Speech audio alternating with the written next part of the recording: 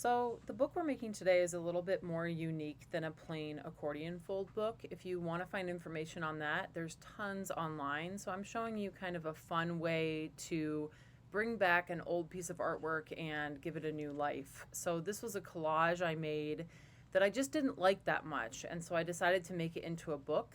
And the way that I'm going to show you guys this, you can do this with any old piece of artwork, a watercolor or an illustration, something on paper that you just weren't a big fan of. Go grab it, pull it out, and kind of give it a new chance and make a new book out of it. So you're going to need a bone folder, an X-Acto knife, a ruler, and a pencil. But if you don't have a bone folder, you can use your fingers. You also need bookboard or chipboard for the covers. If you don't have that, on the back of any pad of art paper, you usually can find this heavy board. You also need a piece of artwork. So I'm going through mine to find one that I just don't like that much, and this is the guy. Don't like it. So the first thing I'm going to do is flip this over and divide it into 3 equal sized rectangles. And what's great about this book is that everyone's will be a little different because of the size of your piece of paper. So it doesn't matter. It could be 4 rectangles, it could be a fat rectangle, it could be a skinny rectangle, it can be whatever you want it to be. And you're just going to make sure they're all the same height. And even the length doesn't really matter if they're a little bit different lengths, but for the most part, the most important thing is that they are the same height. Sorry about my camera here. I was obviously bumping it a whole bunch. The next step I'm going to do is to weave these compositions together. So I'm not going to just glue down a straight line right on top of it. I really want it to look seamless so that someone reading this book doesn't know that these are actually separate parts.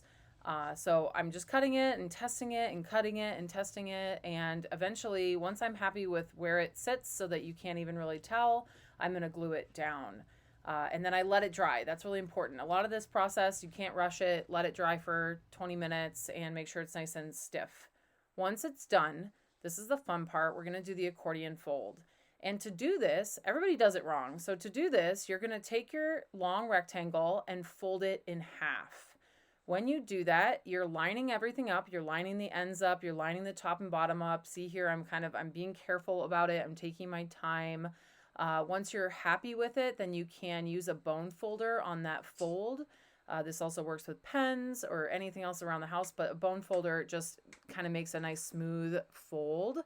And the rest of this is just continuing that. I'm going to take this piece and fold it in half again. And I'll just keep doing that until my book kind of starts to appear. And I still don't know what size it's going to be, but it's going to show in just a minute here as I keep going. Fold it again. Yep. Press it down. Make sure that everything's even. Fold it one more time. That looks great. Fold, fold, fold. And you just want to do it. If you're a little bit nervous about this step, then practice on a separate piece of paper before you do something that you like. Just get a long piece of paper and just test this out and try to get it as even as possible. A wonky artist book is not a good idea.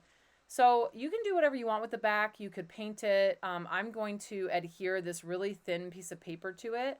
I should have done this before I folded, but I forgot, so I'm doing it now. I also cut off a little bit extra of the artwork as well, just to make sure that everything is now clean and even. So everything is the exact same. It looks beautiful. It's all glued. Notice that I didn't need backing on that top and bottom piece because I'm going to add a cover.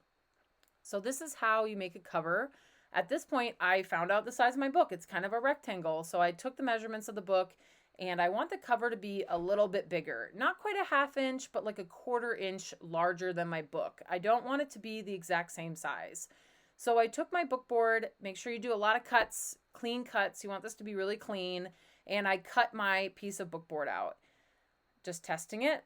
Now, I had this spare screen print sitting around, and so I decided to use it for my covers, and I'm putting this piece of bookboard down, making sure it's nice and flat, smoothing it out, and cutting out the extra so that it's kind of even. But it's kind of like making a present at this point. I'm making a little tiny flat present, taking the paper and cutting these little triangles so that I can, or they're little squares, so that I can fold this over. I'm going to glue it and I'm going to fold those all over. Just like I said, it's kind of like a little tiny gift. And those will be my covers. You want to fold them over because then that actually shows really nicely at the end of the book. So that's one cover, and the other cover, they look really good. And now I get to glue them onto my book. At that point, I was deciding what's the front of the book, what's the end of the book. The book is kind of organically being created here, so I was not making any kind of crazy decisions. I just kind of made decisions as I was going. Gluing the front cover, and then I carefully place it on there, line up the back cover, and then I kind of tap the book and make sure that it's even. Like, yet again, you don't want a wonky book. And I put a big block on it to dry. So this is my final product.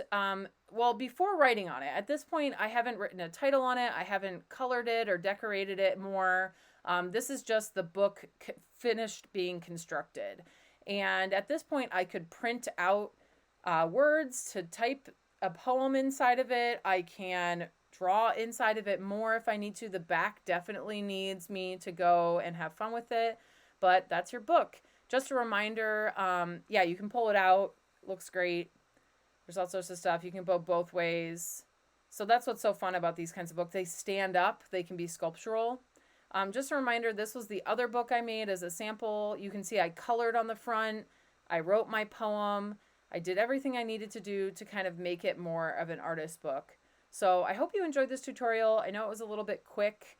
I love making artist books.